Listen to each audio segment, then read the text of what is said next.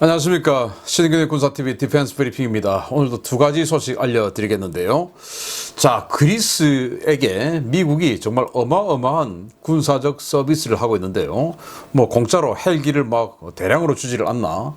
그리고 지금 F-35 전투기를 팔려는 협상을 하지를 않나. 그런데 이 맞은편에 있는 아주 긴장하고 있는 국가죠. 터키. 같은 미국과 동맹인데 터키에도 F-16이 있는데 그리스 F-16에는 아주 독특한, 그리고 미국만이 사용하는 뭔가를 주겠다는데 뭔지 한번 보겠습니다. 그리고 러시아가 또 발끈할 사건이 생겼습니다.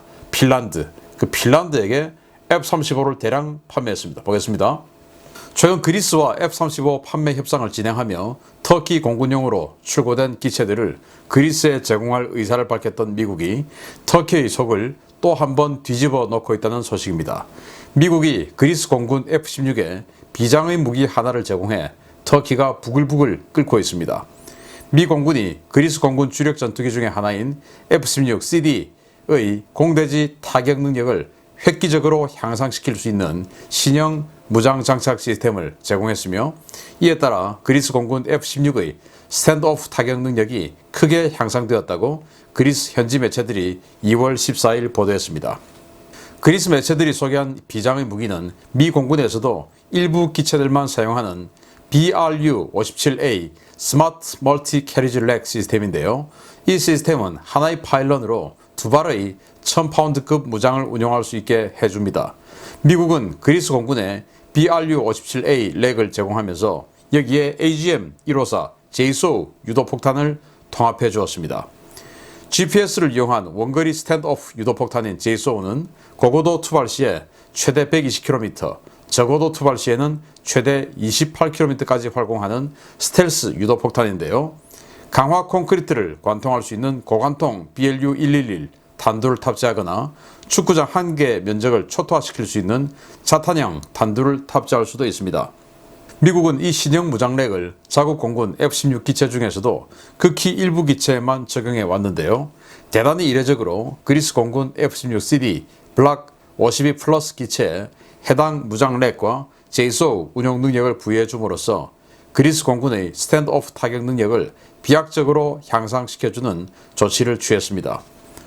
그리스 공군의 F-16 운용 제이소우는 최근 전략화가 시작된 라팔 전투기의 스톰 섀도우 미사일과 함께 그리스 공군의 공대지 타격 능력을 크게 향상시켜 줄 것으로 보이는데요. 미국의 그리스 군사력 강화 지원이 터키의 속을 또 한 번 뒤집어 놓는 모양새입니다. 이야, 이 보십시오. 여기 지금 뭔가 좀 스텔시하게 생긴 폭탄 두 발이 달려있죠. 근데 렉은 하나입니다. 그래서 이 렉이 이 멀티 렉인데 여기에 1000파운드 폭탄 두 발을 장착할 수 있게끔 해주는 멀티 렉이에요. 그런데 이 1000파운드 폭탄이 아주 범상치 않게 생겼죠. 바로 JSOW, JSO라고 부르는데 이 활공 유도 폭탄, 그것도 스텔스 활공 유도 폭탄인데요. 그러면은 이 F-16 한 대가 이 JSO 네 발을 장착할 수 있게 되는 겁니다. 뭐 자유용 그런 그 공대공 미사일 두 발, 그리고 이 제이소 네 발, 그리고 보조 연료 탱크, 이렇게 또 거기다가 52 플러스니까 여기다가 이제 컨포멀 탱크까지 위에다가 갖다 붙여 놨죠. 이런 식으로 하는데, 자, 이렇게 되면 이거 누구에게 사용하라고 하는 것일까요? 물론 이 그리스가 나토이기 때문에 첫 번째 적은 러시아죠.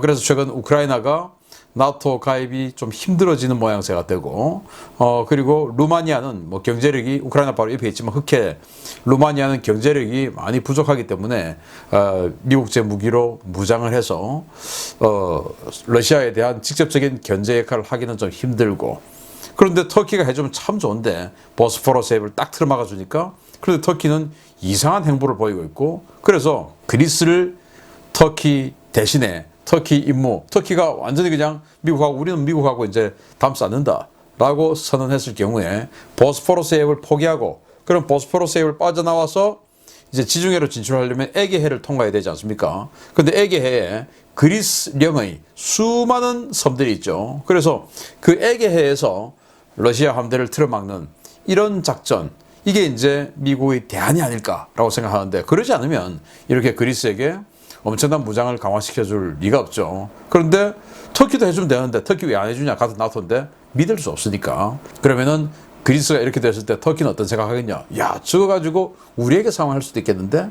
같은 나토지만 그리스와 터키는 이미 재작년 또 작년 연속해서 전쟁을 할 뻔했던 국가이기도 하고, 또 오스만 투르크의 지배를 받았던 그리스 입장에서는 우리와 일본처럼 완전히 그냥 한 지붕 세 가족이 두 가족이 될 수 없는, 그래서 우리도 뭐 한미일 동맹 삼각 협력 싫어 뭐 이렇게 하는 측면들이 많지 않습니까? 여기도 마찬가지죠. 같은 나토지만 쟤들하고 언제든지 싸울 수 있어, 이런 거거든요. 그래서 이걸 보면 터키가 아주 긴장할 가능성이 높다. 왜?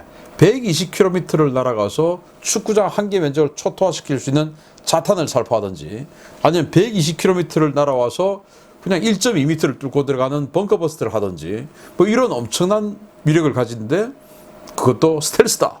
정말 무섭죠. 거기다가 또 라팔 도입했는데, 라팔은 500km를 날아가는 정말 장거리 유도 미사일이죠. 스톰 섀도우. 이걸 또 장착하죠. 그러니까 500km 장거리는 스톰 섀도우로, 그리고 120km 중거리는 이 제이소로, 이런 스탠드오프 무기를 그리스가 왕창 가지게 되니까 터키는 아주 껄끄럽게 되겠다. 그리고 마찬가지로 러시아도 좀 껄끄럽겠다, 이런 생각이 드네요. 그런데 러시아가 유럽의 남쪽에서 이 그리스가 이렇게 무장을 강화하면서 껄끄러운데, 북쪽은 지금 더 큰일 났습니다. 보겠습니다.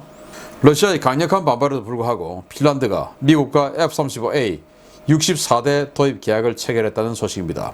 이제 핀란드는 스텔스 전투기로 모스크바를 직접 위협할 수 있는 무서운 전력을 보유하게 됐습니다. 핀란드 공군이 록히드 마틴과 F-35A 전투기 64대와 유지 보수 정비, 시스템 및 예비 부품, 각종 탄약과 전투 근무 지원 등 제반 패키지가 포함된 94억 달러 규모의 계약서에 서명했다고 플라잉 매거진이 현지 시각 2월 15일 보도했습니다. 현지 시각으로 2월 11일 헬싱키에서 체결된 이 계약은 F-35A 블락 4 사양 기체 64대를 2025년부터 연평균 11대씩 2030년까지 인도하는 조건인데요. 새로 도입되는 F-35A는 핀란드 공군의 노후 레거시 호넷 전투기를 단계적으로 대체할 예정입니다. 핀란드 공군은 지난 1995년부터 도입한 65대의 FA-18CD 전투기를 주력 전투 공격기로 운용 중인데요. 핀란드는 이번 F-35A 도입을 통해 나토와의 상호 운용성을 강화하고 경우에 따라 나토에 가입하는 방안을 검토 중이라고 핀란드 국영 라디오 YLE 방송은 밝혔습니다. 핀란드가 도입하는 블록 4 버전은 레이더와 전자장비, 소프트웨어 업그레이드는 물론 일부 하드웨어 업그레이드를 통해 완벽한 실전용 기체로 완성되는 첫 번째 버전인데요. 강력한 전자전 능력과 더불어 JSM 대한미사일과 AARGM-ER 대레이더 미사일 등 신형 무장 운용이 가능해서 러시아에 엄청난 위협이 될 것으로 보입니다. 러시아는 관영 매체들을 통해 핀란드의 F-35 도입과 나토 가입 검토 보도에 대해서 지역 안정을 해치고 긴장을 조성하는 행위라고 맹비난하고 있는데요. 과연 핀란드가 F-35 도입을 계기로 정말 나토에 가입하게 될지, 핀란드 변수가 유럽의 안보 정세를 뒤흔드는 새로운 이슈로 떠오르고 있습니다. 야, 핀란드 스칸디나비아 반도 3국이죠. 아주 잘 사는 나라들, 북유럽의 3국인데 이 핀란드, 또 스웨덴, 노르웨이, 이 세 개의 국가가 있는데, 이 세 개 국가 중에서 노르웨이만 나토에 가입을 했죠. 그리고 스웨덴과 핀란드는 EU에는 가입을 했지만 나토 회원국은 아닙니다. 그래서 중립국가예요. 그런데 2차 대전 직전에 독일과 과거 소련이 협정을 맺어서 독일이 체코 또 이 폴란드 이런 거 먹는 것을 인정해 주는 대신 소련은 핀란드를 쳤죠. 그런데 핀란드에 들어가서 처음에 완전히 고생했습니다. 핀란드의 장작 쪼개기 전술이라고 하는 모티 전술에 어마어마하게 피해를 입고, 그리고는 이제 2차 공격 때 압도적인 전력을 동원해가지고 이제 이기고 말았는데 항복을 받았죠. 그래서 핀란드에 들어가서 전쟁하는 것을 굉장히 두려워하고 있습니다. 한번 심하게 당했던 경험이 있기 때문에. 핀란드 인구는 550만 명, 그게 많지는 않아요. 많지는 않지만 워낙 이 경제력이 부유하고, 또 이 지정학적으로 핀란드는 러시아의 최대의 무역항이자 제2의 도시인 상트페테르부르크 바로 앞에 그냥 마주보고 있죠. 그래서 핀란드가 나토에 가입을 하게 될 경우에 상트페테르부르크 같은 이런 그 전략 항구가 위험해질 소지가 있고, 러시아 입장에서는. 그리고 또 핀란드의 북부 지역에 가면 이 러시아의 무르만스크 주하고 쭉 이제 국경을 마주하고 있는데, 그 무르만스크에 러시아의 북해 함대 기지가 있죠. 사령부가. 그 북해 함대가 바로 전략 핵 잠수함들이 주로 활동하는 기지인데, 그러면 이 무르만스크, 즉 북해 함대의 뒤통수가 또 핀란드인데, 여기서 F-35 들어와가지고 그냥 무르만스크 때려버리면 전략 핵 잠수함들 어떻게 해보지도 못하고 그냥 다 바닷속으로 들어갈 수도 있고, 또 상트페테르부르크 이 F-35 가지고 딱 뭔가 견제해버리면 러시아가 전쟁 지속 능력을 상실하게 될 수도 있죠. 러시아의 가장 큰 항구가 상트페테르부르크, 그리고 이제 흑해에 있는 노보로시스크 이런 데인데, 이 상트페테르부르크가 제일 이제 큰 항구인데 이걸 막아버린다? 뭐 그런 일이 있겠냐. 그렇지만 안보라는 것은 다 이런 거 염두에 두고 하는 겁니다. 그래서 이 핀란드가 F-35에다가 JSM 스텔스 대함 미사일 딱 달아가지고 탁 뜨면 바로 또 이 건너편에 또 칼리닝그라드, 바로 러시아의 발트 함대가 있죠. 이 칼리닝그라드에 있는 군함들 다 때려버릴 수도 있고, 상트페테르부르크 봉쇄할 수 있고, 무르만스크 북해 함대 그냥 다 때려버릴 수가 있죠. 그리고 또 여기에 뭐 ARGM 같은 대레이드 미사일 이런 거 장착해서 러시아를 괴롭힐 수 있고, 핀란드에 있는 가장 러시아와 가까운 공군기지에서 모스크바까지 찍어보니까 820km예요.